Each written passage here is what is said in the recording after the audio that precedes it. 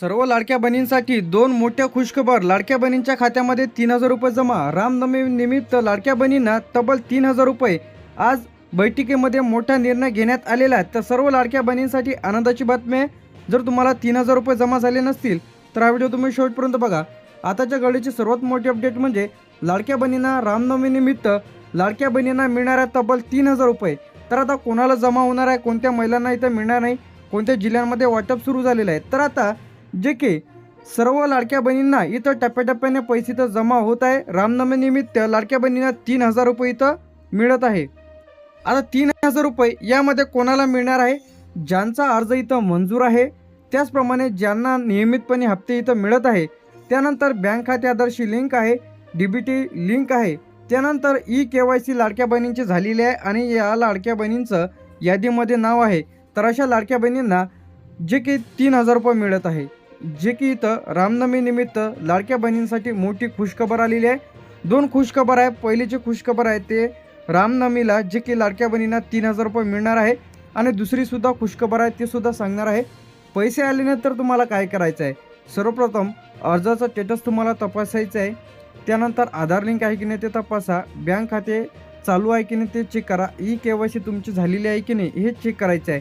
किंवा महिला व बाल विकास विभागाकडे तुम्ही संपर्क करा किंवा 181 यावरती कॉल करून सुद्धा ज्या ज्या लाडक्या बहिणींना पैसे आले नसतील तर यावरती कॉल करून तुम्ही तुमचे जे काही अर्जामध्ये त्रुटी आहे ती दूर करून पैसे पुन्हा चालू करू शकता.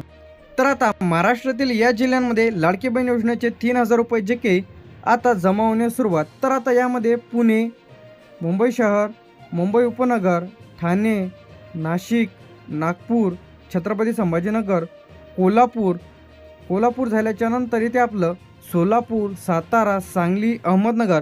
तर या जिल्ह्यांमध्ये लाडकी बहीण योजनेचे जे काही 3,000 रुपये आहे ती जमा सुरू झालेली आहे. काय झालेलं आहे? जमा सुरू झालेलं आहे. यानंतर प्रक्रियेत जे काही सुरू आहे म्हणजे या जिल्ह्यांमध्ये टाईम लागणार आहे. 2 ते 3 दिवस इथं पैसे जमा होण्याकरिता इथं लागू शकते. तर आता यामध्ये जळगाव, धुळे, नंदुरबार, अकोला, अमरावती, बुलढाणा, यवतमाळ तर या जिल्ह्यांचा यामध्ये समावेश आहे.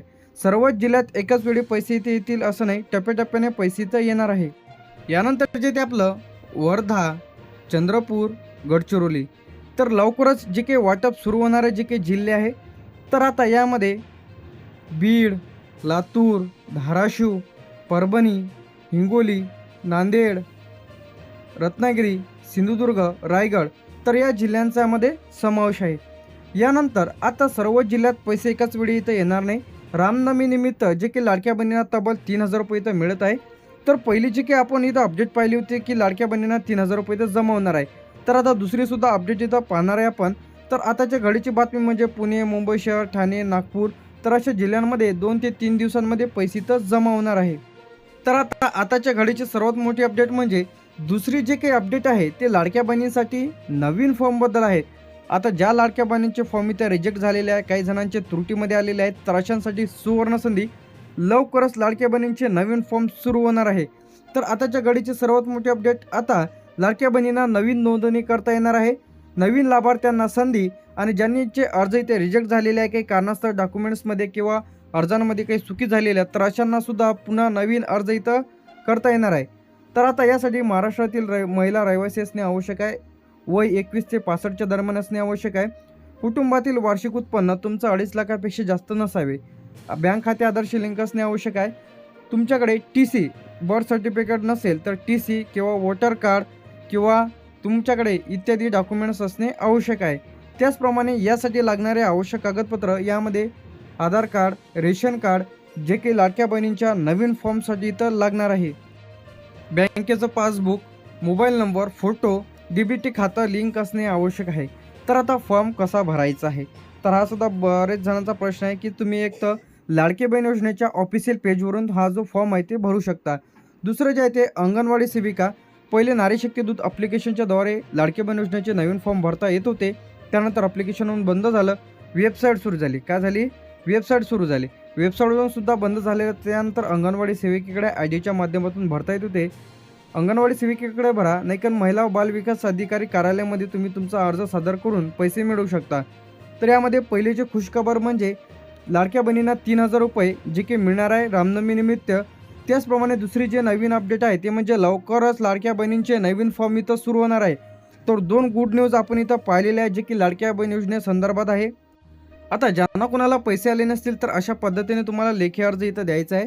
प्रति महिला व बालविकास अधिकारी तुमचा तालुका लिहा आणि जिल्हा लिहा. लाडकी बहीण योजनेचे पैसे न मिळाल्याबाबत अर्ज. तर मी खाली सही करणारी तुमचं XYZ तुमचं नाव लिहा, राहणार लिहा.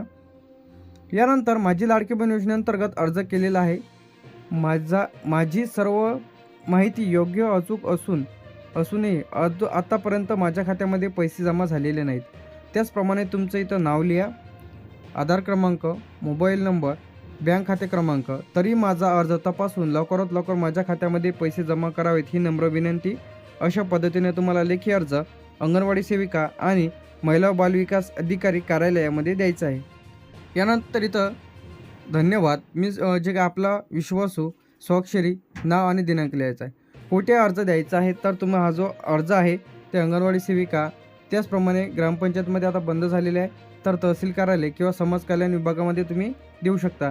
तर त्यासाठी जो काही हेल्पलाईन नंबर जाहीर झालेला आहे जे की लाडक्या बहिणींसाठी 181 यावरती कॉल करून तुम्हाला पैसे का आलेले नाहीत, तुमची काय अडचण आहे, डॉक्युमेंट्समध्ये त्रुटी आहे की आधार नावावरती नाव चुकलेलं आहे, यावरती कॉल केल्याच्या नंतर 181 यावरती कॉल करून तुम्ही संपूर्ण माहिती घेऊ शकता. तर लगेच कॉल करा आणि लाडक्या बहीण योजनेचा लाभ घ्या.